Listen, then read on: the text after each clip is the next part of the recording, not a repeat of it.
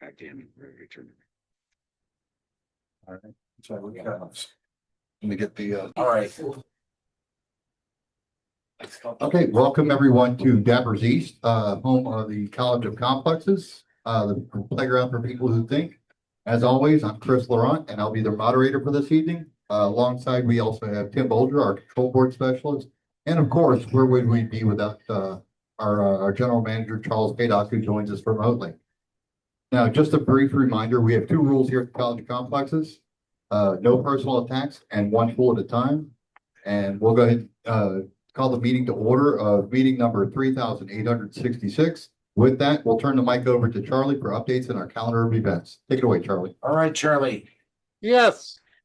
As again, welcome to meeting number 3,866 of the College of Complexes, the playground for people who think. Just wanted to say that if you want to get on our mailing list, send me an email, and we'll get you on there. We also have a meetup group, which you can sign up on your own. And we're booked all the way through December. So be sure to look up our schedule on the website. And although I'm not a capitalist, I will give an advertisement for next week's program. We'll be featuring, always popular, a debate on which you believe. Do you believe in anarchy, or do you believe in government or statism? Which is the best for preserving liberty? So we got our own Justin Tucker versus another officer from the political party of the Libertarians. And they've provided an extensive amount of reading material. So if you go to the schedule, I highly recommend you take a look at that in advance, do a little homework, and then see what their perspectives are regarding this issue. Are you in favor of anarchy? Are you in favor of government? Which is it? Which side are you on, boys? All right, and be sure to check other upcoming programs. We're featured every 2 weeks, Saturdays at 5 o'clock.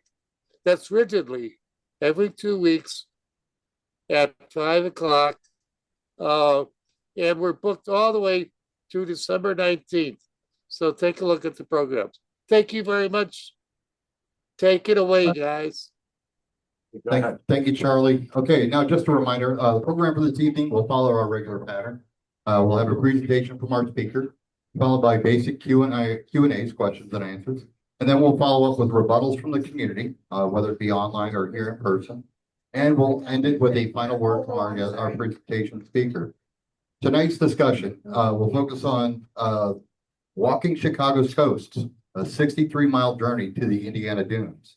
It's my pleasure to introduce Michael McColly, a renowned local author, to lead this discussion.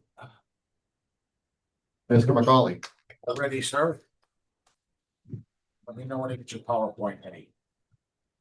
Can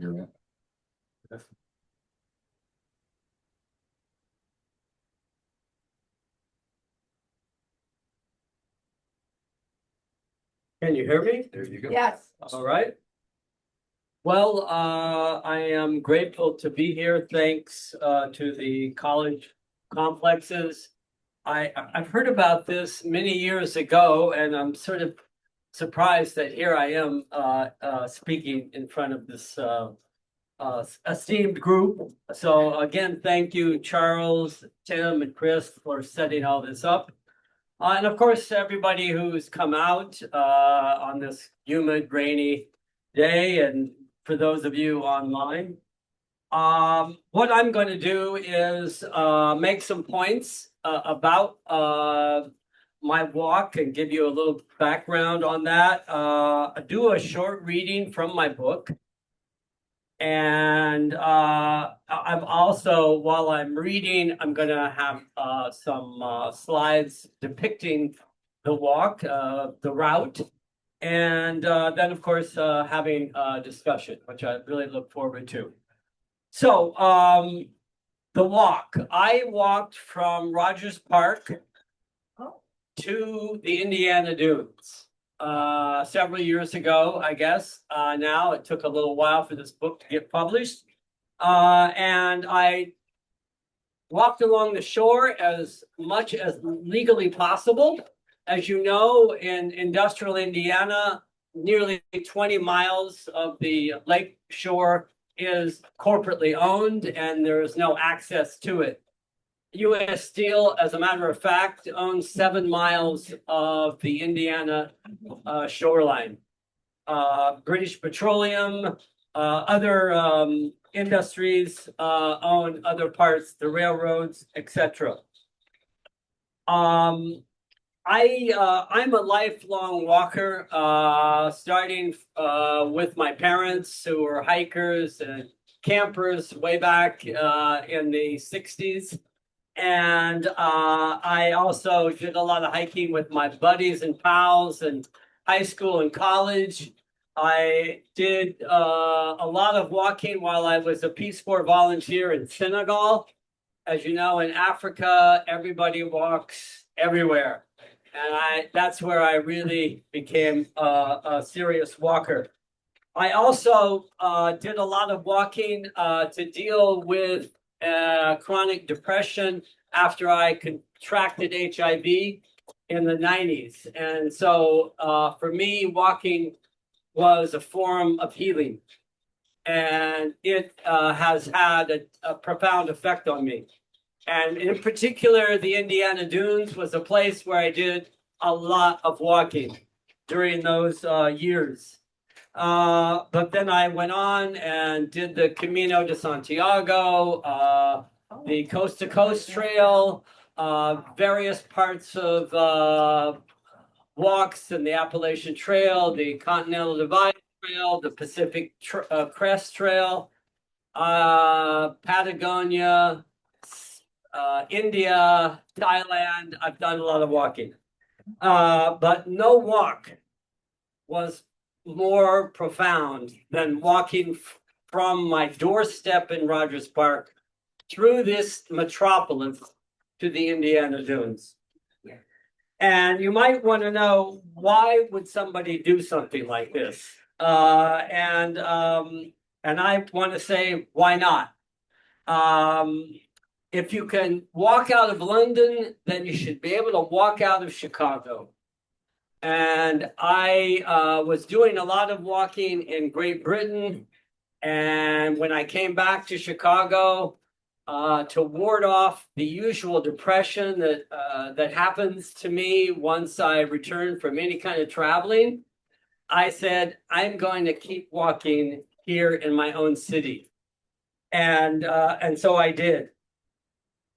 And as I will give you in a slide here, why do we need to travel long distances? According to, Do we want to start your slide? not yet. Okay, Yeah. okay. Why do we want to travel long distances when we can travel within our own city and learn so much about it? Another reason that I did want to make this walk is I wanted to pay homage to the Indiana Dunes, which is a remarkable place, as many of you know. It's a place of amazing biodiversity. It's also the home of the study of ecology by Henry Coles, the esteemed professor at the University of Chicago, and his graduate students. I also wanted to bear witness to the historic and structural inequalities in this city. I also wanted to explore the spiritual practice of walking. And I wanted to advocate for a long distance trail from Chicago's lakefront all the way to the Indiana Dunes and to the New Buffalo in Michigan. And there is a project now called the Marquette Greenway that has begun, and there's several sections of it already completed, and they're still working on trying to make a long distance trail all the way to New Buffalo. And so I want to say just a couple of things about what I did learn, just so I make these points before we get started on my little talk or in my little reading. What did I learn?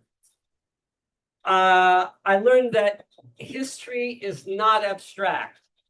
It is real. It is visceral. And if you walk, you feel it in the land, in the people, in the buildings. And it's not facts and museum exhibits. It lives, particularly if you walk. Perception is profoundly altered when you walk.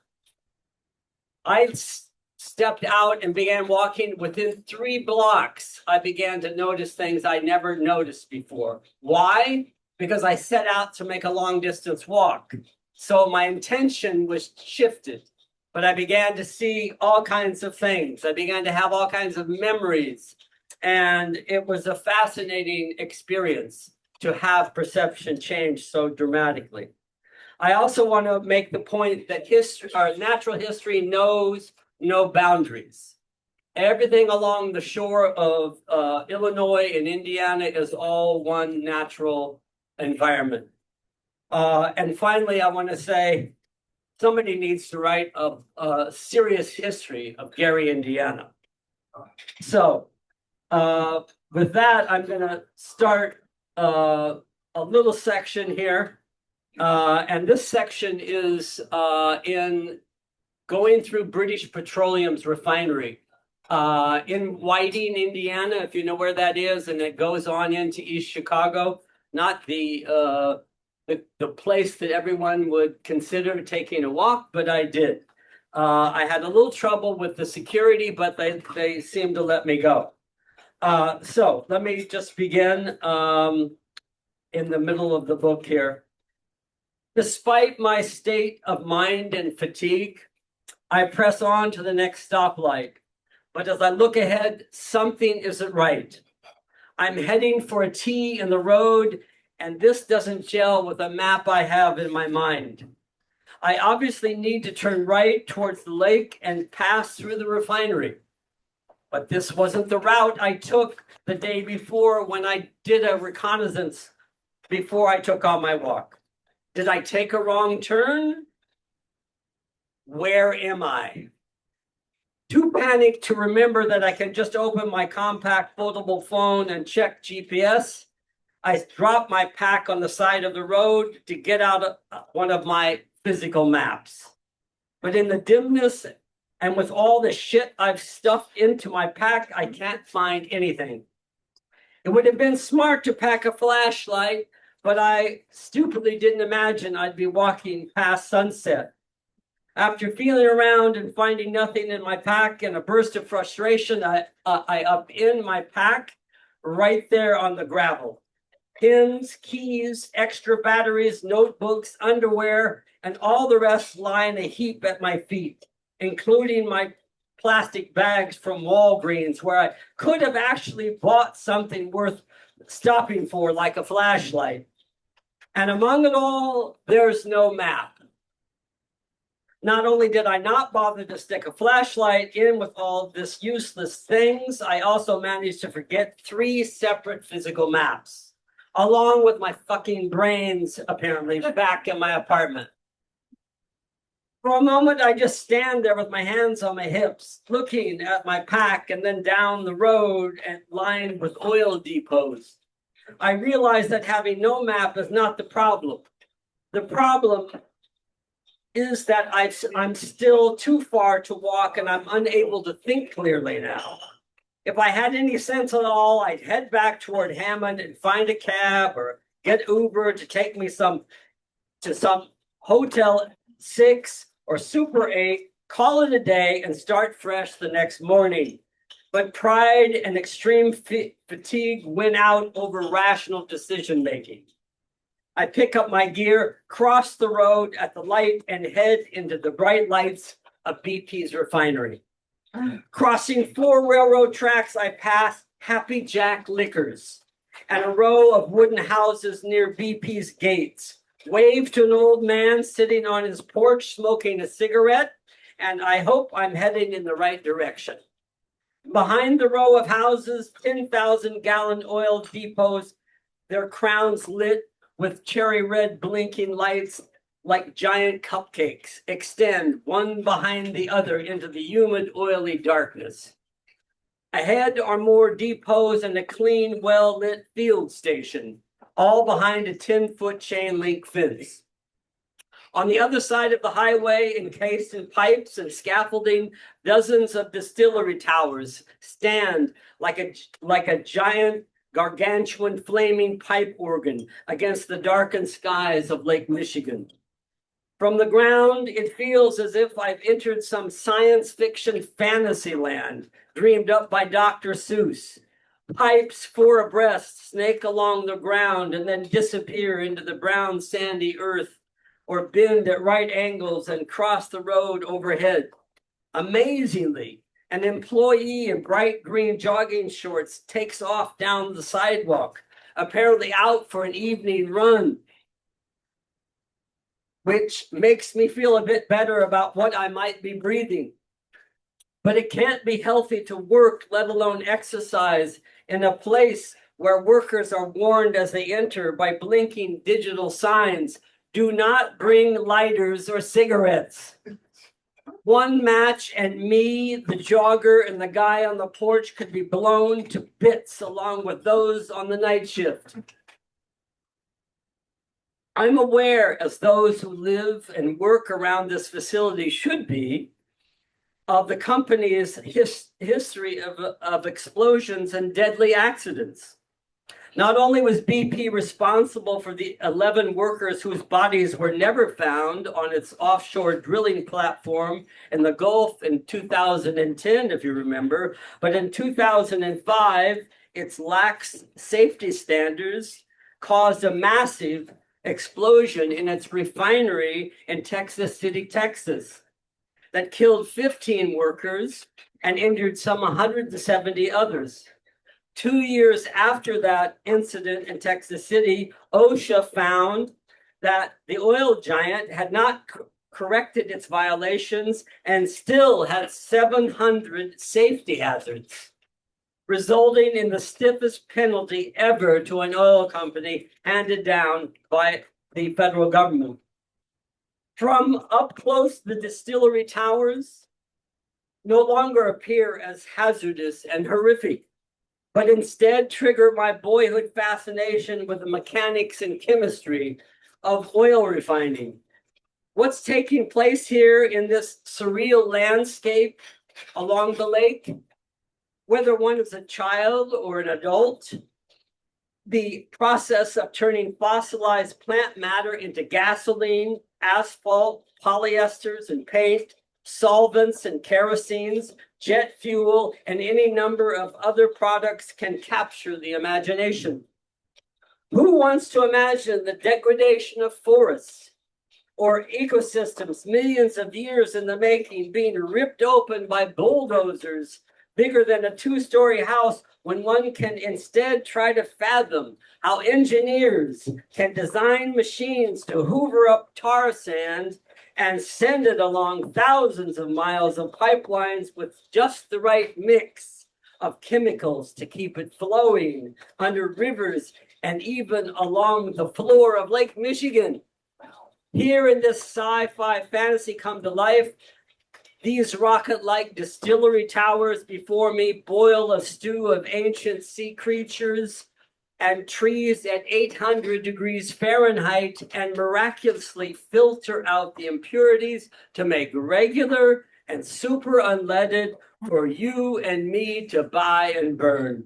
And the refinery there is the 4th largest in North America. A teenage black boy rides by on his bike, and then in the other direction, a white girl, their bikes like horses in the pastoral scene of ages ago. Allies, I think, as they glide by, their bodies floating over the road, their legs pumping through air thickened by benzene and particulate matter. Both turn and glance back at me as they pass in wonder, I imagine, at who might be walking with a backpack through their territory of teenage freedom.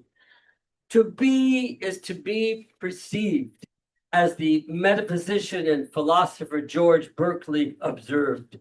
And their acknowledgement lifts my spirit and sends me deeper into the edgelands of industrial Indiana. The oil depots ended a few hundred yards back, and I'm now walking along a mysterious 10-foot-high wall of fireproof material. Behind it, adding to the intrigue, stretches an earthen wall that parallels the fence. Yellow signs every couple of hundred feet read, "Warning, U.S. government, no trespassing." At first, I think it's just another of the many Superfund sites that dot the region, which would explain the fence and the telltale pipe sticking up out of the top of the wall of dirt. But squinting far ahead, I can see a small bridge under two towering streetlights. And now I know where I am. I am circumnavigating the home of thousands of tons of toxic waste that the Army Corps of Engineering dredged up from the nearby Indiana Harbor and Ship Canal, and then dumped into this enclosed site. I'd seen this very hellhole from above the day before on Google Maps as I was researching my walk. I stopped as I reached the center of the bridge and looked down into the brackish blackness of the canal 20 feet below. A snaking boom holds back a sudsy scum with bits of trash. Behind it floats a sheen of oil. Thickets and trees hang over one side of the canal, and on the other, there's another earthen wall to ensure, theoretically at least, that PCBs and other toxins won't leak into the canal. But the lights atop the wall reveal a drainage pipe, emptying runoff of some kind directly back into the canal. I walk across the highway to the other side, lean over the same crumbling concrete guardrail, and look down into the stagnant cesspool. As I slowly raise my head, I follow the canal as it extends straight line out into Lake Michigan. The huge, shadowy metal structures of the steelmakers stand along the shore, and next to them, barely visible, a towering crane. If there are any tankers below in the port, it's too dark to tell. But out over the lake, beyond the man-made gloom, twinkling stars remain for all those who wish to see them. To the south and west, the sky has slowly turned now from pinkish yellow to an ominous orange glow, making it appear as if there's a giant fire somewhere in Chicago behind me. In the distance, I can see the lights of the Indiana Toll Road crossing over Wolf Lake. From there, this landscape and all who try to survive in it have become invisible. Pipes, depots, cattails, canals, tankers, teenagers on bicycles, all a mere blur if seen at all from that highway. But from the ground, from here in the middle of the stillness of the industrial night, I can feel the rawness of the earth. Barren, but not dead. This land is still alive, and in its living, there's something as real and wild as anywhere I've ever hiked. As I breathe, I can feel it seeping into my lungs and flesh and the ventricles of my heart. In its wilderness, the past is still very much alive. A reminder that nothing is forgotten or invisible. That destiny, as the Latin root stinere implies, comes from where one stands. And where am I standing? In some remote industrial no man's land far from human habitation? No, I'm standing within walking distance of where I live, work, and turn on my tap of water along with 10 million other people on the shores of this great lake. Far ahead now, I see a stoplight a few random street lights, and a hint here and there of homes and buildings. Walking quickly through an unruly stand of wild sunflowers growing out of a broken sidewalk, I make it over the bridge and out of the thickets surrounding the canal. On the other side, I'm greeted by a sign erected by the Lions Club cheering me on into East Chicago. Incredibly, no more than a few hundred yards from the canal and the storage site for its toxic sludge is not only a park with the tennis courts and a par-3 golf course, but also East Chicago Central High School and a newly built middle school. At least 2,500 students within a windy day's reach of a toxic dump site. Thank you very much.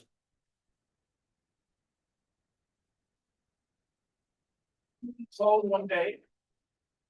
One whole trip? 2 days, he said. We'll get to the Q and A in just a few No, I moments. just wanted to clarify. Well, we could, if we could save that for the Q and A, please. Mike, we'll save it for the Q and A, please, okay? You did 2 days, thank you, everybody gets all upset about it. All right. Well, if you're the one getting upset about it. Anyway, so you have a PowerPoint that you'd like to share with us, sir?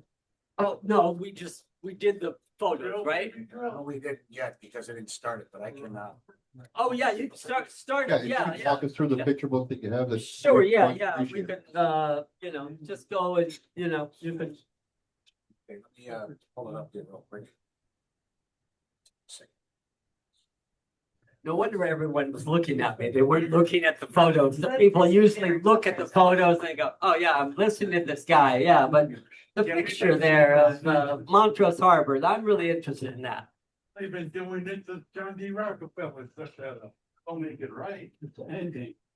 Suicide. Is there a PowerPoint? Yes, I'm pulling it up now. Right there. Just hit slideshow, yeah, start it. No, it's just a matter of hitting M. Okay. It's a global warming. Like, I know you don't. Come right up. There we go. Go ahead. And it should just like go on its own. Stand in front. Yeah, sure, yeah, sure, yeah. Well, there's the book cover.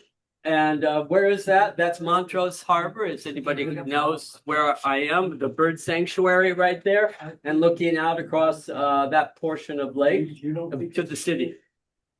Hey, one fool at a time.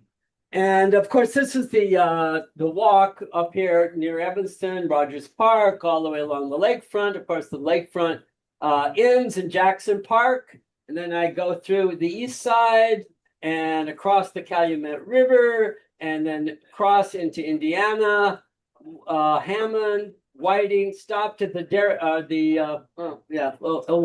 then on all the way through Gary and to the Indiana Dunes.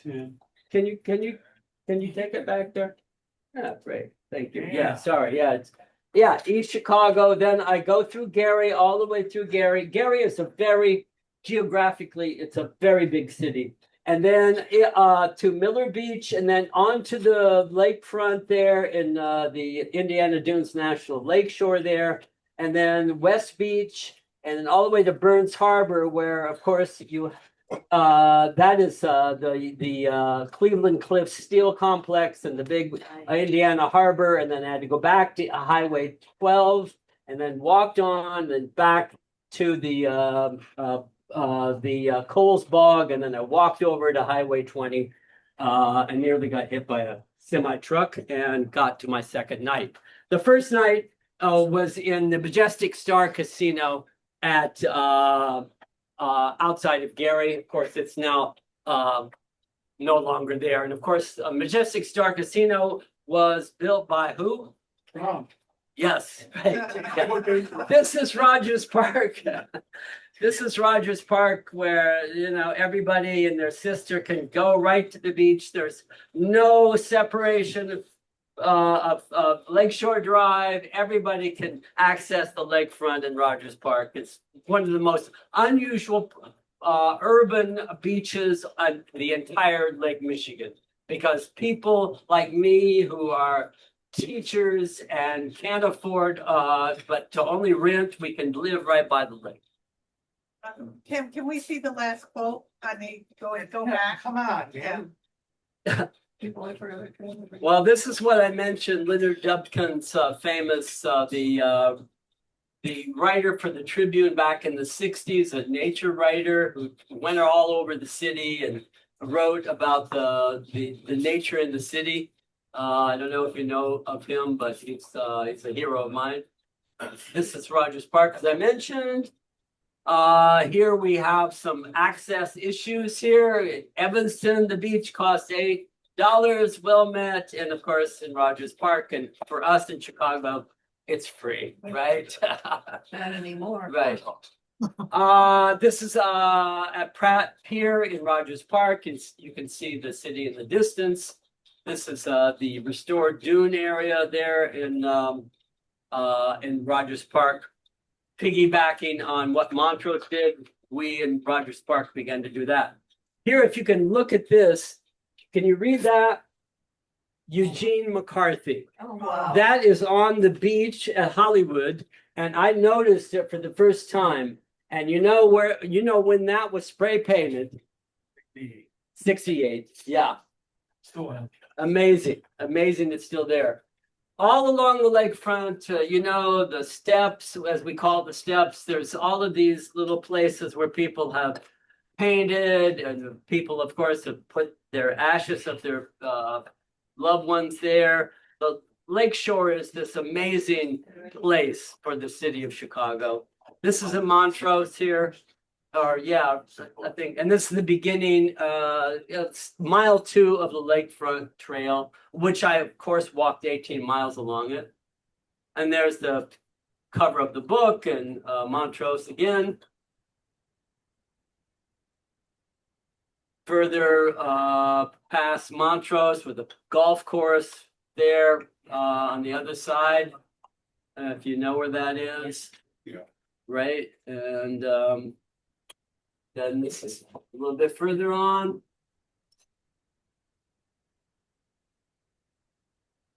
I love this quote, John Dewey, of course, the University of Chicago. I really believe that all history is local history. These are one of the things I did notice were all the statues and the memorials, and I particularly looked at some of the depictions of Native people. I'm not real excited about all the depictions of Native people along the lakefront, particularly downtown with those 2 big statues on Grant Park. And then further down, moving towards North Avenue there, and then the lake or the Chicago River, of course. One knows movement from the great Heraclides. In other words, you understand walking when you walk. You know what I mean? You can talk about walking all you want, but you have to do the walk. Know what's going on in your body. Of course, downtown, Michigan Avenue at 8, really thought that was it. I said, well, I've gone downtown. I'll probably just take the 147 back home. But no, I kept going. This, as I move into the south side, this is a quote from Richard Wright's famous book, Black Boy. And it sort of describes sort of the city as he's looking and hearing the city. It's a beautiful passage. This actually is along the lakefront, as you know, just past McCormick Place. And as I mentioned, you feel history. This is the place. This is a marker. You want to hold it on there a second. This is a marker for the place where the Chicago riots began. Eugene Williams, the 16-year-old black teenager who was who drowned and was stoned. I'm trying, it's automatic. I'm trying to hold it. That's okay. I appreciate it. That's appreciated. Yeah. Yeah. He's drowned. Yes. And it's there. And this memorial was put up by high school students from Elmhurst. The city didn't. The city accepted they were studying it in high school, and they said, "Isn't there a place to memorialize what happened?" And finally, the city said, "Oh, okay, we'll take your memorial." Now they're beginning to do more, but this is a tiny little thing right there. That's it. Anyway, it's right a little bit past McCormick Place. So it's a high school. Okay, ready? Yes. Yes. Now we're in Hyde Park there. People in Hyde Park probably don't like that picture, but there's a lot of, trees of heaven coming up from the rocks. It looks much better now. And this is a little further along past Rainbow Beach. And this is where they're beginning to do the tech site out here. This is the remnants of South Shore, U.S. Steelworks. If you know where that is, as you get, there's another picture of the massive ruins there. This is also Steelworkers Park, if you've ever been there. It's an incredible place. There's some places where people can actually do some rock climbing, and as I say, they're going to put a tech center there. This is Calumet Beach, the last neighborhood on the east side. And then in the distance, you can see industrial Indiana there. That's all landfill out there. Sorry, yeah. And this is almost into Hammond, still in Chicago, Ewing Avenue. This is a black church. Yeah. And now I'm coming into Indiana. And you can see there's a tank, aimed at all the Chicagoans coming back with all the cigarettes and booze, and free and cheaper gas. Yeah, there you go. And fireworks. And fireworks, yes, of course. Every act of perception is an act of creativity, and every act of memory, to some degree, is an act of the imagination. Incredible idea, and that's very much what I felt when I was walking. It's the way in which perception was making me see everything new. Chicago Skyway. And of course, there's the casino, Horseshoe Casino. Would have stayed there, but it was a lot more expensive than the Majestic Star. East Chicago, of course, is the railroad center of the Midwest. From not as much as it used to be, but certainly it's still a serious place. And there's Whiting. In Whiting, there's these like banners that says "refining the future" or something like that, which I was thinking really. A lot of money in it. They do. Embracing the future, celebrating the past. Of course, this was Amoco for a long time, Standard Oil of Indiana, and then bought by British Petroleum when it could figure out that there was going to be all this sand tar coming from Alberta. And this is more of the BP area with the part of the U.S. in the background. And this is Marktown. I don't know if you've ever been to Marktown, a little workers' community there. It's completely surrounded by British Petroleum, Tin Works by U.S. Steel, and NIPSCO has a big electrical center right there. And of course, they're saying caution, deer. Yeah, okay, sure. And just part of the landscape of that area of industrial Indiana, all the coal that's going to U.S. Steel. There's me walking. Yeah, I mean, I'm not there, but that's what it was like walking through British Petroleum on Highway 12 and 20. Another part of the industrial shore, Praxair, and that's near Gary's International Airport. The Majestic Star Casino, as I said, is now closed. Trump was going to build a big, venue for fights and, everything else. There's still a massive parking lot that was never used, about 10 acres of concrete that's just falling apart. These are some balloons that I noticed along the lakefront, floating over from Chicago. It's all these balloons that people let loose and they go to the shoreline in Indiana. Real problem with balloons in Lake Michigan. This is part of Gary, former shopping center that's the woods have grown up. All these trees have grown up in parts of Gary. There's another building in Gary, really a beautiful apartment building that's really sort of, fallen, like so many buildings in Gary, because they don't have enough money to take them down. I mean, I think people think, well, why don't they just tear them down? Takes a lot of money, and the state of Indiana is not helping them. Detroit is still built. Well, yeah, it did. But there was a few more people who lived in Detroit. There is money in Indiana. Oh, plenty. Plenty, you bet. Of course, this is downtown Gary, the Jackson 5, one of the bank buildings in Gary, one of the few buildings downtown. This is also a steel workers memorial, another sort of building in Gary.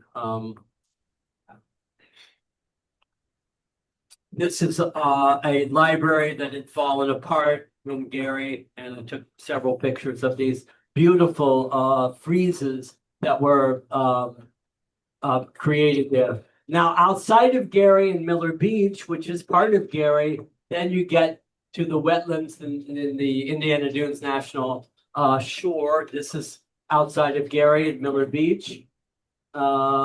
Beautiful, area. Lagoons there. This is Lake Street in Miller, which is part of Gary.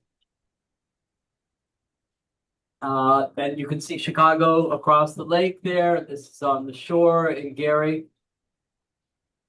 This is further on down. It's really a power plant in Michigan City. I wasn't all the way that far, but I wanted to show people. And this is, of course, the dunes.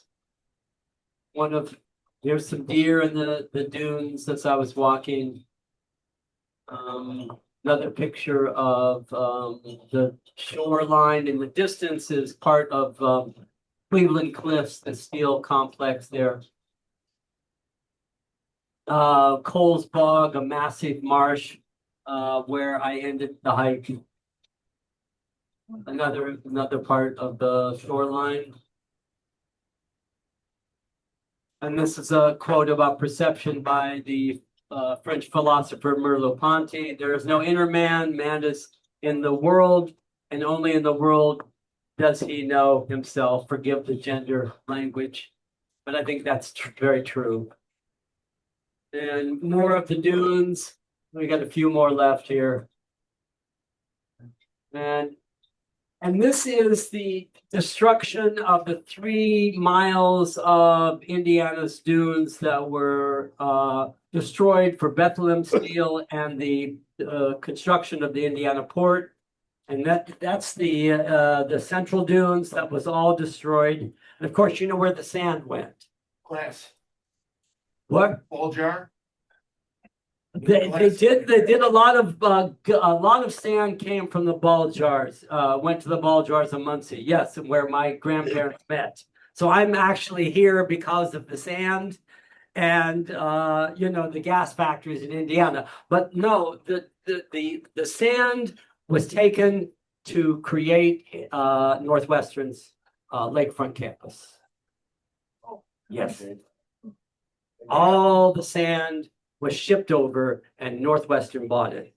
And they don't want you to know too much about that. But the lakefront campus, which extends far out, I don't know if you know, the library, everything that goes further out on the lakefront is all the sand from the destruction of the Indiana dunes.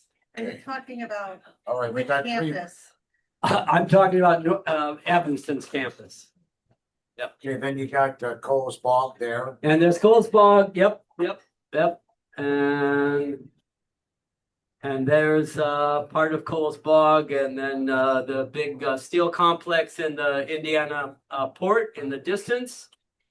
And there's me on top of the dune. That's it. Okay. Got anything else? You want to take questions now? I'll take questions. Let's go for it. All right. Okay. Then. Thank you, Mr. McColly, for that wonderful presentation. We're going to move into our Q&A session. Before we do that, I want to remind everybody about the great service that we give here at Dappers East. Staff goes above and beyond to make sure that we're taken care of. Just asking that we take care of them in return. Let's hear it one more time for Mr. McColly before we transition to Q&A. And also a quick reminder, we do have tuition due tonight. If you haven't done so already, please address that with Tim. And with that said, we do have a wireless microphone in the back. I can take it to you, and we'll let Mr. McColly answer the question. Charlie's got the first question online. Charlie's got the full the question. Okay, well, can we get the Zoom Yeah, back I'm up? sorry, I have. All right, so Charlie's coming to lead us off with the Q&A, and I will get the mic ready. All right, just give me a second. Well, Go ahead, Charlie. Charlie. all right, thank you, Mike. I read someplace, I didn't get into detail, that from a geologist's perspective, that the Indiana dunes are a totally unique geological feature in the world. Something like the largest single emanation of sand. Is that accurate? Or did you come across that in your research? Yeah, it is a very unusual geological feature of the world. The sand, the dunes, the Sleeping Bear Dunes are pretty big too, and up in Michigan. But yes, because of the way the lake is, the sand comes and builds because of the general northwest to southeast wind comes and has built those dunes. Also, the biodiversity there is one of the most biodiverse areas in the United States because there's the boreal forest, there's the prairie, there's wetlands, there's dunes, there's oak savanna, there's all these different ecosystems right there that come together, and it's very unusual in the United States. It's even cactus grows. Swap out your mic. Yours is cutting in and out. Sorry. Just pull it off and replace it with this one. Yeah, what do you have in that microphone? It just ran out of power. He's replacing it, so we got it. Okay, who's next? We got a question back there. All right. In the back there. Mike, thanks for the, can I get the microphone? Wait.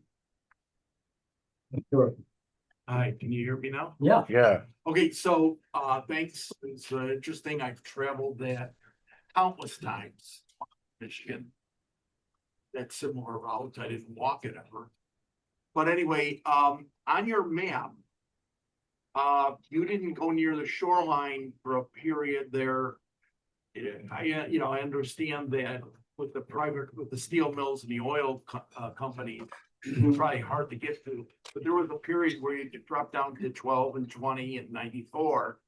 And then you want to go up to the shoreline and walk it. I think That's my understanding is 10 miles, 10 feet from the shore is forever public land. Any shoreline in America.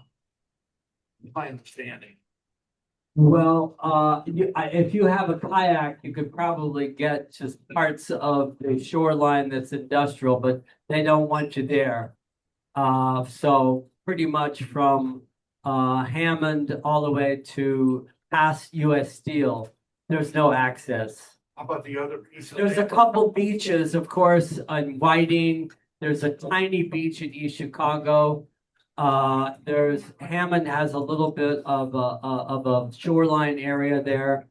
But on that map, it's not the best map. So it looks like I went away, but that was just poor map making on my part there. So yeah. Well, there was a period, there was a like 10 or 20 miles there where you didn't go near the shoreline. Yes, yes. They have side roads and they go up to the beaches, more beaches east of East Chicago up to Michigan City. There's a beach in East Chicago that's like 300 yards long. East of that. East of there, no. East, Yeah, east of. No, there's They're all none. beaches all the way to Michigan City. there really isn't. There's no access. Beverly Shores, that's it. No, from Michigan City, I mean, from Miller all the way to, past, the Burns Harbor and then all the way to Michigan City. Of course, that's the National Lake Shore. Yeah. So yes, I stopped at Portage. I did not go on to the Indiana Dunes State Park and all the way up to Michigan City. I mean, that would have taken me another day. Thank you, Mr. McColly. Okay, Karina has our next question. I have two entirely different questions. Okay. My first question is, how did you decide what your stopping point would be?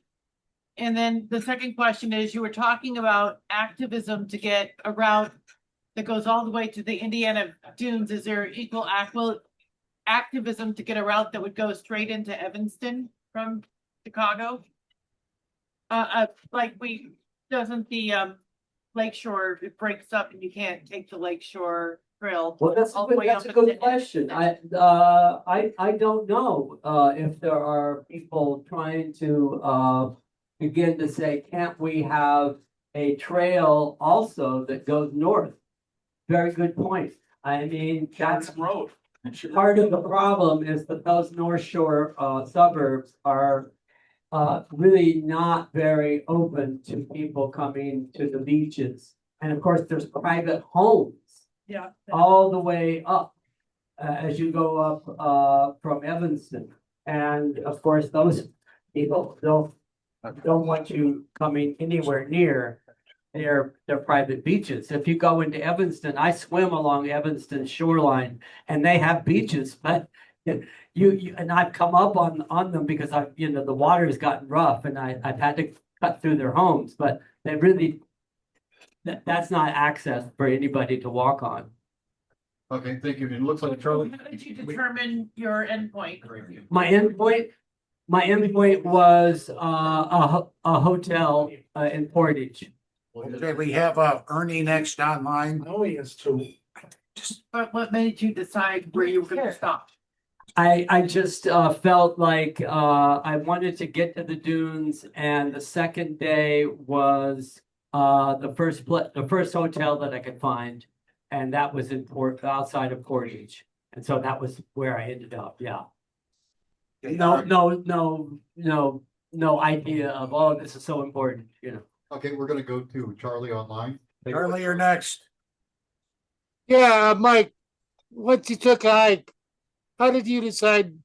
Did you walk back or did you catch some form of transportation back? When I went hiking, I always took public transit rail lines back home. Did you ever do that? Yes, South Shore, took the South Shore home. The wonderful South Shore, the last of the interurbans in Indiana, that wonderful South Shore. Yeah, I love that train. All right, thank you for that. Next question is here in the room with Russell. All right. Yes, I heard that the grand old church in Gary, I believe it's a Protestant one, Methodist Church, yeah, they finally are gonna be tearing that down. yeah. Yes, they are, yeah, and I walked into the church, and if you get my book, there's a whole section of walking into that church. Outside of the church, there's trees about 5 inches in diameter, and the top of the church is open, and birds are flying in and out of it. Beautiful church, beautiful church. Yeah. Do we have any other questions here in the room? Now, right here. We got one right here. This young lady here, and then we'll come back to you in just a moment. Yeah, just oil. I'm just wondering, what happened to the Majestic casino? Casinos are so popular apparently everywhere.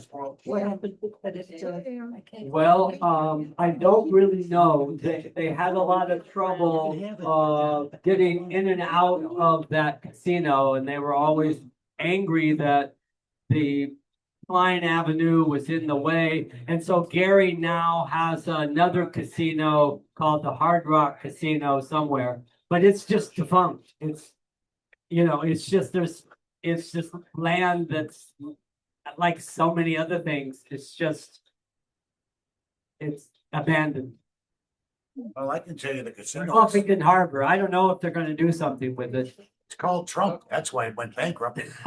Okay, we've got a couple more questions here in the room. First is this young man next to me. Annual Weinberg. Okay, go ahead.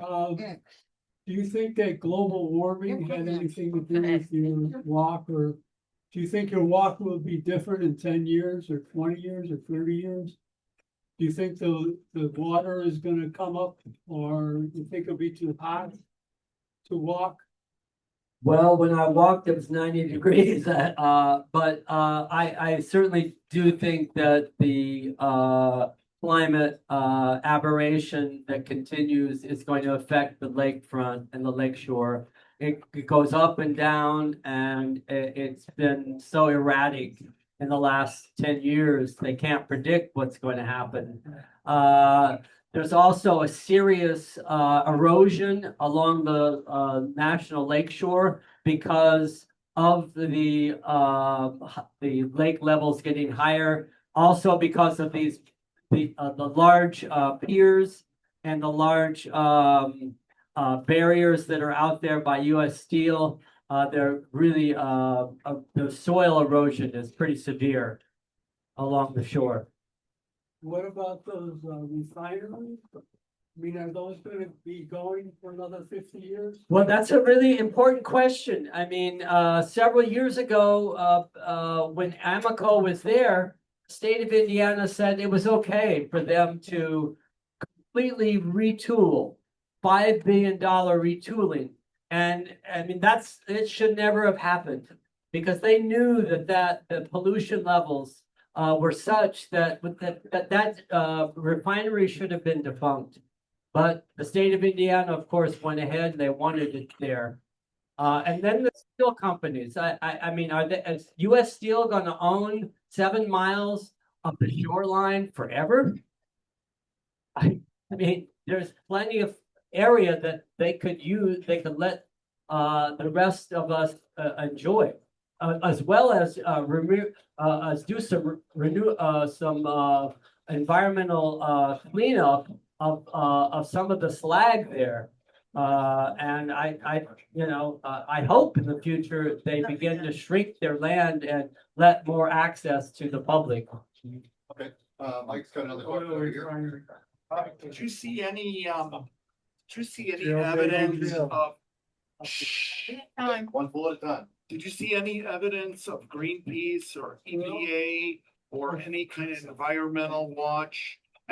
Steel doesn't bother me much because the steel and the coal come from, hold on a second, come from northern Michigan and Minnesota, and you need to transport it down the lakes. Sure. But it's disheartening that a British Petroleum, Amoco, Standard Oil is still filthy and has forever chemicals going into that's a real problem. I know. Well, our Environmental Protection Agency has been, gutted. Yeah. And of course, the state of Indiana has something called in the environmental management or something like that. That's their state environmental organization, and they're just basically giving okays to corporations and farmers. They don't really protect the environment in Indiana. It's got one of the worst environmental records in the United States. Yes. All right, I got one. Okay. All right, go ahead, Tim. I'd like to know what you think about the Gary Chicago Airport and if it's a viable place for aviation and perhaps maybe bring some revitalized, human activity down there. Well, yeah, I walked through the airport. I was snooping around, and the police got on me. But there was an attempt, of course, several years ago to make it a third airport, and then the powers of the state of Indiana and Springfield, the federal government, just Gary doesn't have power because of its being in Indiana, and right now it's being used for jets, private jets. I think also the federal government has used it as a kind of a loading area for ice. It's mostly private jets using Gary's airport. I heard a lot of cargo goes through there too. There is cargo, yes, there's cargo, but there is no traffic. But not more than like a half a mile is the South Shore line, and it could be used as a viable airport, a third airport. But they just don't want to act on it, either the state of Indiana or the federal government, which is sad because it would help vitalize Gary. Gary needs more businesses, a variety of businesses, not just U.S. Steel, because U.S. Steel is not the most important business there anymore. You said you've been in places like the Appalachian Trail. And Yes. walking across. Do you actually do any camping with that stuff? Like, can you give us a little bit of a preparation on what you go through to decide your hikes? Yeah, I mean, I get my pack together and I try to make it as light as possible. I just walked across England 6 weeks ago, 200 miles, and I basically stayed. I didn't camp. I stayed in various hotels. I'm getting kind of old to camp, but I do backpack, and I will go on a backpacking trip later this September. So yeah, I have to make it as light as possible. Sleeping bag, food, water. Water takes a lot of weight. But these days the materials are so light, and the technology for backpackers is really amazing, and so they're pretty light. Thank God. Now, one more question. Tim, we get more questions on. I'm sorry. Young lady here. My apologies. Where are you when you started to walk these long distances? Oh, this was a long distance was. Well, yeah, In my college. oh, yeah. Yeah. I loved it. Yeah. I loved it. Yeah. So I'm so fortunate my parents kind of got me going. I mean, that's what happens. You have parents that like to hike and things, and then you kind of follow. And that's so important, for us to be, inspired by our parents. Mr. McColly, I have a question. Yes. Thank you very much for your question. So my question to you is, I'm, as you can tell by my build, I'm not a big walker myself. If I wanted to take on an endeavor such as this, Yeah. what would your recommendations be? Just start walking here. I mean, we can walk, in our neighborhoods. I mean, during COVID, people discovered walking, they walked and walked and walked. But yeah, I mean, start slowly, get some really comfortable shoes, go to the lakefront, just go around your neighborhood. And it's such a healthy, the benefits of walking are really well known for cardiovascular health, for the immune system, for Mental health. so mental health. Absolutely. It's so important, and we all can do it. Yeah. It's such a wonderful exercise. Did you have a question? You want to answer? Not right now. Okay. We're getting close to the end here. Okay, Russell's got the next question. Now, we're looking at a new development in Hammond for the Bears. Right. That's gonna be the newest thing. It is. We'll see what happens. Yeah. I personally feel like one of the things that I wanted to emphasize is that this is a metropolis. It goes to all the way to Wisconsin, it goes to Gary. It Yeah, you goes might to as well Michigan say- City, it goes to the suburbs, and we need to stop thinking that there's these borders, you know, and I feel like, what's You the might as well difference? say it's from Milwaukee to the north, South Bend to the west, It is. Lafayette to the south. Right, I guess, yeah, you could, that's stretching Benton it. Harbor, Michigan. That's a pretty big metropolitan area. It is, if you look at, A megalopolis. it is a megalopolis, you bet. Do we have any more questions online? Word, what's the best type of shoe you get for comfortable shoes? I really like these shoes on clouds. I like on clouds. I like Solomon's that's made in France. Those are my favorite shoes. And they're, you know, nice, sturdy, and they're also got a little padding. Yeah. Okay. I'm not a big Hoka guy. Yeah. They're not sturdy enough. What about New Balance? Not bad, good, yeah. I got a friend that works for him, that's why I asked. Okay, New Balance is good, yeah. All right, any other questions online? All right, All right, we got Mike. My sister's not gonna ask a question? Now, I used to be a pretty good biker. Okay, But I got an injury from it. yeah. Do you have any injuries over the years from walking too much or joint issues? No, I really, am fortunate, knock on wood here, knock on wood, no, I have not had any, serious injuries, no, my feet are good, I know how to, you know, take my shoes off periodically when I take long hikes, I put my feet in water, cold water, every 10 miles, it's really important, and take the shoes off. Don't jog or run, because those people have all kinds. I don't jog. I mean, I think that's hard on your knees. So I do a lot of swimming. And that's another thing I did. I did a lot of swimming on this actual walk, as a matter of fact. All right, we got one more question Yes. here in the. Okay, so I was just curious, why do you soak your feet in cold water, and why do you do that? Because the heat is the blisters begin to form because of the heat. And you take off the socks and the shoes, cool down your feet, and then the development of the blister is stopped. And so, yeah, got to do that. Yes. Looks like we got another question back here in the back. Dang.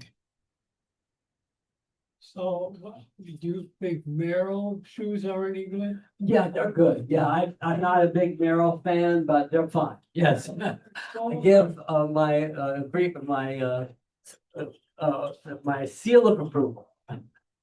Their soles are very thin. And Thin. tell us a little bit about how you wrote the book and why. well, when I was writing lots of essays about walking in Arizona, Britain, and some other, you know, and I said, oh, I'm going to write an essay about Chicago walking. And then my friends who are writers, I said, oh, Mike, that's not an essay, that's a book. And it was. The history, and if you get this book, I weave in history, social history, because as I say, it just pops out and you begin to see things. You go, this is where the massacre was on the South Side. And here's where the Eugene Williams and Chicago riots, and here's where, Sheridan Road. What's the history of Sheridan Road? Well, it's got a history. And, you just begin to sense all this history. And so I wanted to bring all that in. But also, just as I mentioned, I wanted to draw attention to the disparities. You go to areas in the South Side and they don't have access to the lakefront, and Gary doesn't have access, and people have to live next to refineries, and they have to live next to the tollway, or they live And I felt many years of going back and forth to Indiana that this area has been neglected. And I grew up in a factory town in Indiana, and it has been neglected. And so I have always had this feeling of, hey, let's pay attention to these areas, because I think they're all a part of the city. The health of the city is the health of everybody. I also want to promote walking, you know. Okay. All right. I'm sorry, I just wanted to ask him more about his writing process. The writing process happened. I did not take notes while I was walking because I walked so far and I just crashed at the end of each night. But when I got back to Chicago, I wrote and wrote for like 3 straight weeks. And then I, went back to areas and I took more pictures. I took pictures all along. And so I used the pictures and went back and then did all this research, way too much research, of course. But that's how the process was. Yeah. You think we're gonna quit we'll go to rebuttals? Tell us about your book and how we can get it. Yeah, that was. Well, the book is here and it's right over there, and I have several copies. It's worth $20. You can, of course, go. They're at Barnes and Noble. You get it on Amazon or any number of the bookstores in Chicago. All of them have it. And if they don't, order it and tell them, why isn't this book, this important book, in your bookstore? And why isn't it at the History Museum? And why isn't it at the Field Museum? Anyway, but yeah, I got copies and you can get it anywhere. Yeah. And just to remind people, we do have people attending online, so if Right. you could provide some sort of a link in the library. Oh, yeah, right. I mean, you can go online, michaelmccolly.net, and you can order it from my website. All right. When did you go on this walk and? Oh, this is 2016 or so. It took a while, COVID. I went back to Indiana to take care of my mother who was dying of Alzheimer's, and that took me 2 years off of the book. Yeah. And of course, several publishers said they were going to publish, and then they didn't, and on and on. Took a while. Well, let's All right. Well, let's give a round of applause once again to Michael McColly. Thank you very much. We're going to move into our rebuttal time now. So don't go too far because you're going to get to do the final word. We'll go ahead and turn this on for the time being. And you can have a seat. I'm going to let people come up here and say their piece. Okay, So how many rebuttals do we have online? how many rebuttals do I think it's only Charlie right now. Okay, how many rebuttals do we have here in the room? You got 1, 2. No other rebuttals? Okay, so we'll go 5 minutes per. Let's give him about 10 because we don't have too many here, so we'll give him a little extra time tonight. What do you think? I was happy with 5, but okay, we'll go 10. All right, we'll go 10. Charlie, you're first. All right, once again, I'd like to thank our speaker for giving us some insights on sounds like a very interesting activity, going around and exploring the ecological environment of the Great Lakes Basin, and the history that's aligned with it. I've only got 2 issues covered today. Is that a lot of people don't realize it, but I'm interested in railroads, and in particular photographing railroads. And I have walked on my own various rail lines of the metro system. For example, I've walked the Chicago Northwestern line up to the Waukegan region, which has all kinds of things to see. On the west side, I've gone from Oak Park to Geneva, which is kind of cool because they have a prairie path. That's a very easy one to do. On the south side, you have the Heritage Trail. That's another one, the I&M Canal. That's sometimes a path already in existence. Down to Joliet. Sometimes I wasn't always successful at getting through. There's obstructions because of development, the way cities are configured. So, but the important thing was I always aimed for a way to get home. That's what I mean. Because I always thought it'd be a little exhausting to go home. But that's why I raised that issue during the question period. My primary goal was to have schedules. Now the other thing is, I've been personally with many, many times on the South Shore line to Dunes Park and Miller's Beach. It's a very simple day trip. I've never done it, but I believe they have parking down there. The park also has various little displays and things like that, and all sorts of trails. But it's a very nice day trip. You get to ride the train, and and take a swim, whatever. Very easy amount of trails. And as I say, although I never did it, I do know that in some areas that overnight camping is possible. So you could do camping without having to drive down there or use public transit in that regard. That's what I mean. I would do my own exploring using the railroad lines. And generally I was able to get through, because usually in portions of which there were existing trails, such as the I&M Canal, something like that. Once in a while, I just ran up to too many obstacles. On the southwest side, for example, that it started raining, and there just was like fencing and everything like this, and the roads weren't very cool, and I just gave up right away, kind of went home. So that one I scratched as a failure. But yeah, I was doing my own and came across all sorts of things. Take it easy, have a good time. I used to go to the rail yards because you could sneak in on holidays in particular, like Bensonville, in the Northwest, just hiking along, and was able to tour various railroad facilities, because each of the major railroads maintains a major yard here in Chicago.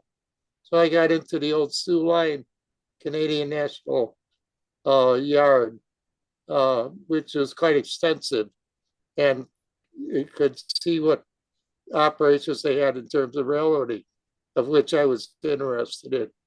But anyhow, it was a good talk. Yeah, it's a good idea to explore the local area in that regard. And by the way, there is a link to the book on our website where the announcement is posted. Anyhow, thanks, Mike. I hope to see you again. Oh, no. All right, thank you, Charlie. We're gonna go ahead and move along. We've got two rebuttals, it looks like, here in the room. Daniel, did you want to go first, or did you want Mike to go first? Mike, we'll go ahead and get you up here. Say go up there. Okay. I will put it in there. There. That's fine by me. Okay. You can hold it if you like. Yeah, thanks for the trip. It's quite interesting for me because over my lifetime I've been on that corridor, that route. In fact, I was the regional manager for 10 years in Michigan, Indiana, Illinois, working in the different industries, farming and such, and greenhouse industry and newspaper industry. So how much time do I have? You got about 9.5 minutes. Wow, why are we in a hurry tonight? We can have it now. Anyway, so very interesting to hear this. I've been on many beaches along the way. Even on up into Michigan, there's New Buffalo, of course, and St. Joe and Grand Haven, South Haven, Holland. Very interesting. I think the beaches in Michigan are nicer than anything in America. Because usually got 100 foot, 200 feet, 300 foot sand dunes right on the beach, which is unusual. You don't see that in California or Florida, stuff like that. Yeah, as you guys have heard me before, if you have, it's too bad we're in a car culture for the last 100 years. But, so people are driving around a lot. And if you have good feet and legs, walk. If you can keep your balance, bike somewhere. Stay off the roads. There's idiots on the roads. And then learn how to use bus lines. They're great. I've been using buses quite a bit the last 10 years. CTA and train lines, of course. Chicago is an excellent city for transportation. I compare it to Europe when I go to Europe, to the major cities, somewhat major cities. And Chicago's really matches up well. I'm like, Chicago's not that bad. But rest of America mostly is pretty bad. Getting back to pollution, because half this show was about environment, pollution, and the steel mills, I know they burn coal and they have slag and stuff like that, and that waste. And hopefully that doesn't end up in Lake Michigan, or it's covered or removed from that area. Now there's other industrial areas. You go up to Waukegan and some other cities in Wisconsin, they're very industrial. There's spots that are very industrial. Even Benton Harbor and St. Joe, Benton Harbor. So there can be some industry on the Great Lakes, especially Lake Michigan or Lake Erie. But the thing that bothers me is British Petroleum. That's the big gorilla in the lake. That's the real nasty one. And as much money as big oil makes, I mean, they're the biggest companies in the world. We fight wars for big oil. They're disgusting. All these cars are using big oil. And it's really disgusting that we cannot rein them in and reduce the pollution. God's green earth. I think we're all in favor of God's green earth. If we're have any kind of speaking of pollution, there's any sea gas. And it's just disheartening to hear that there's a possibility that Greenpeace, EPA, are not, don't have a real good handle on BP's pollution. British Petroleum, you think England would be aware of pollution because it's part of Europe, but obviously England is just as bad as America. I know they're bad as America because they always do what we do in America. America's wrong half the time on everything. So I understand that steel mills have to be there and in Ohio because most of the iron ore comes out of the north, Michigan, Minnesota. It has to come through. They had Fitzgerald had. What do they have on their cargo? Us, the Edmund Fitzgerald. So iron ore was it coal? Iron ore. Was iron ore. So right. So I understand that we have to have big freighters come out of the coming down to Indiana, and Indiana probably has always had poor environmental laws. And Chicago's generally pretty clean. I mean, the steel factories, Southworks, Republic Steel, I can name them all. I was in that industry. I was in the steel business for 20 years. Yeah, materials, machinery. Anyway, so I understand why, steel is there and has been there for a long time. But it's kind of disappointing that there's a big refinery like BP. I can't think of a BP. That Whiting was a customer of mine. I sold them machinery when they were, they need machinery to make all that steel equipment and processing and cracking, whatever. I think that's how they make oil. Gasoline it's under pressure and it's under heat. It's a combination. I think that's how that works. It's called cracking. So, hydrocarbons. So I understand that steel has to be there just for logistics. And I'm pretty sure the reason BP is there is because of the railroads. Transporting in rail cars, tankers, hundreds and thousands at a time across America. Jet fuel, diesel, gasoline, and it's just such a good logistical spot. I know it's a challenge to get oil from Texas and Oklahoma and Canada and wherever else into Whiting, Indiana, but just getting it distributed from there once it's refined. But it's a shame that it's right on Lake Michigan. We have, I think, 5 other refineries here in Chicago, right, Russ?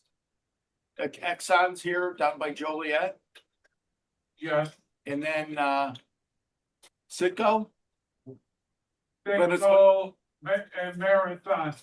Those are the big ones around here, right? Yeah. Yeah. And they're all on the Illinois River. Or just, Yeah. So that goes all down to Missouri and New Orleans. You're welcome. So But- the question is, did they purposely put them all on waterways?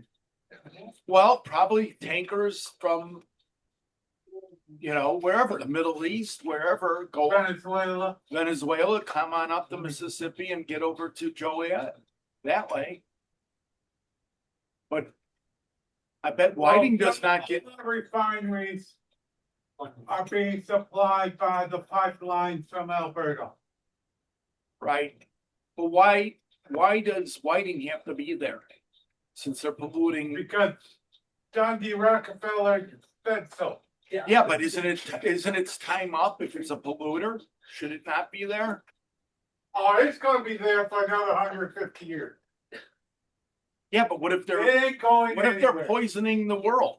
Poisoning this area. They're dumping stuff into Lake Michigan. And air pollution. Should they be there? Yeah, That's what I'm thinking. Why?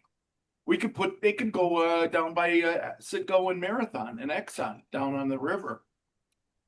At least then it gets washed into the Gulf of Mexico instead of Lake Michigan. You know what I heard was the Mediterranean is the most polluted water. How many more? 1 minute. Anyway, I'll end with that, which is disheartening. Okay, who's next? No, shut up. Sit down. You shut up. Anyway, so I heard the Mediterranean is the most polluted waterway in the world, or one of them. That's bad. We got violent Okay, people in thank you, this Mike. room. Please no one tell Mike anything about what's going on in China as far as pollution goes. All right, now we've got Daniel to come up here and give his rebuttal. 10 minutes to talk. You got 10 minutes when you start speaking. Yes, sir. And you can hold the microphone if you like. Oh. Yeah. Can you hear me? No. Okay, so, Can't hear him on the mic. Huh? No. so what are we doing with energy? As our speaker said, the lake is the cooling for the steel companies. This cool off the steel oven. That's why they're by the lake. Use of free water. And also, isn't Indiana sort of like New Jersey to New York?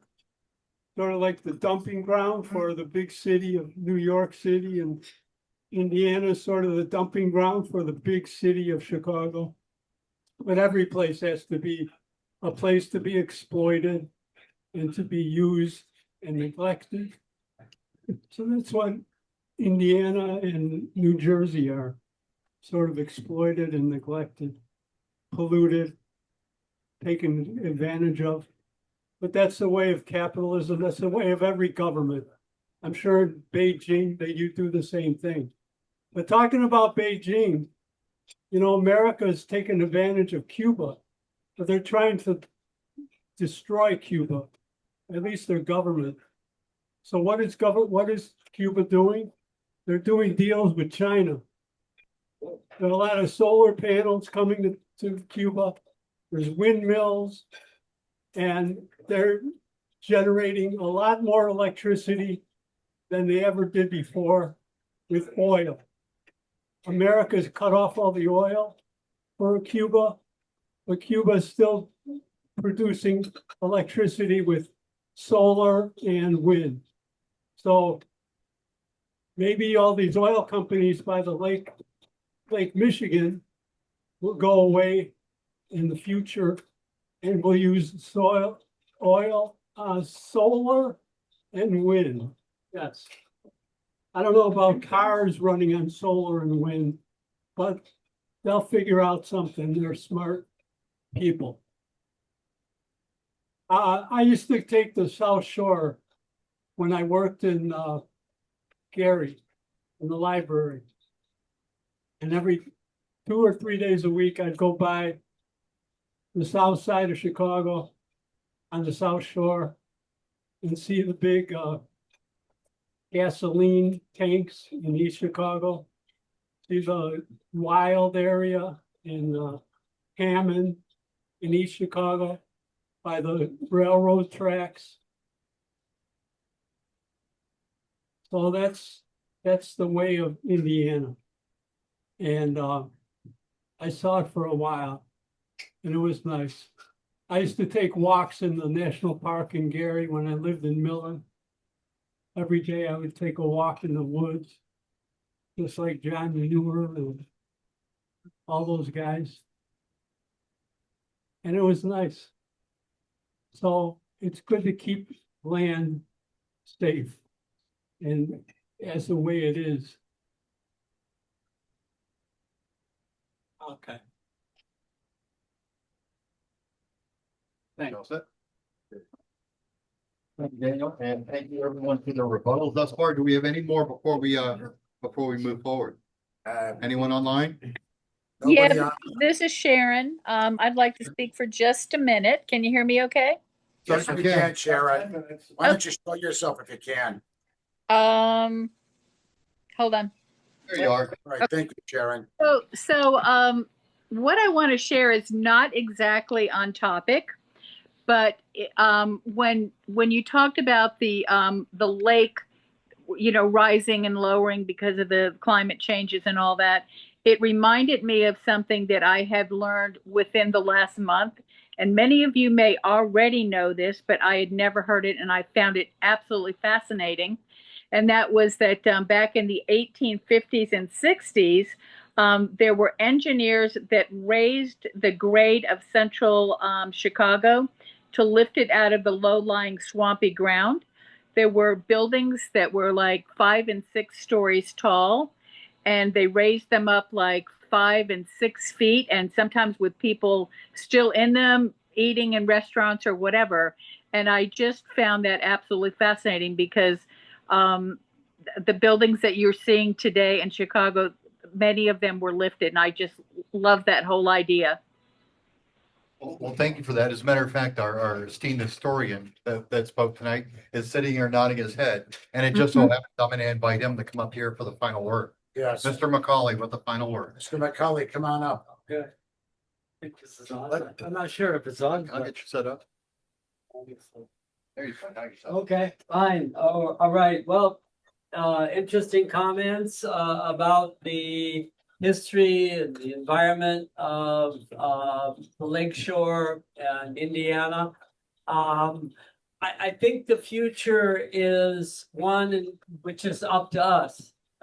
We have to push to make changes so that we can enable more people to have access to the lakefront, to have access to swimming and access to these areas in Indiana, because as I mentioned, I don't know if that they will forever be industrial areas as we change, as far as the changes in various types of energy. And I hope that we continue to pressure the federal government and the state of Indiana so that we can have more areas that are going to be preserved. Because the land is strangely so resilient. It will constantly on its own, as well as plants and animals, return, as we noticed during COVID. All these birds, all of these things came back. And so I feel like if we just get out of the way, the natural world will take care of itself. Thank you so much. Once again, one more time for Mr. McColly. Thank you very much for Thank the. you. Yeah, thank you. Great. And buy my book, right? Yeah, as a matter of fact, he turned the mic off already. He said, please buy his book. Not that I really give endorsements such as that, but what I can say is I take a little bit of something away from every presentation that we have here at college complexes. And I think I've gotten a little bit more than I intentionally thought that I would get to see tonight. So thank you for Mr. McColly for that. One more time for Mr. McColly. Anything online? No, we're all set. So, Charlie, did you want to take the online stuff? Well, I'm gonna move to adjourn then. Okay. No, just to advertise that next week should be a highly spirited debate on whether you want anarchy. You think anarchy is better than government for preserving your liberties. And there's a lot of things to read on the website, homework. Look on where the schedule is, and also for the month of August. So take a look at that and see if you can formulate your views and opinions in advance. It should be an exciting event from two people who study government and political science, civil service things. All right, thank you. Have a good evening. All right, well, I want to thank everyone for attending tonight's presentation. Given that the time has come and we must say farewell, I'd like to remind everyone that our next meeting will be held on August 29, 2026. Topic of discussion is a little weird for me to sit here and talk about, being a libertarian in the room. It's two libertarians arguing which is better, statism or anarchism, which is the best political arrangement for preserving liberty. And those that are debaters are going to be a longtime resident of the college complex, Justin Tucker. He's going to be debating Starchild, the president of the Libertarian Party of San Francisco. So, of course, Starchild will be joining us remotely. I highly encourage people, if you're interested in this discussion, please attend early. Looks like space is going to be rather limited. They've been pressing a lot of this out into the social media. So, that in mind, I now adjourn the College of Complexes meeting 3,866. Thank you very much. Thank you, everybody, for attending.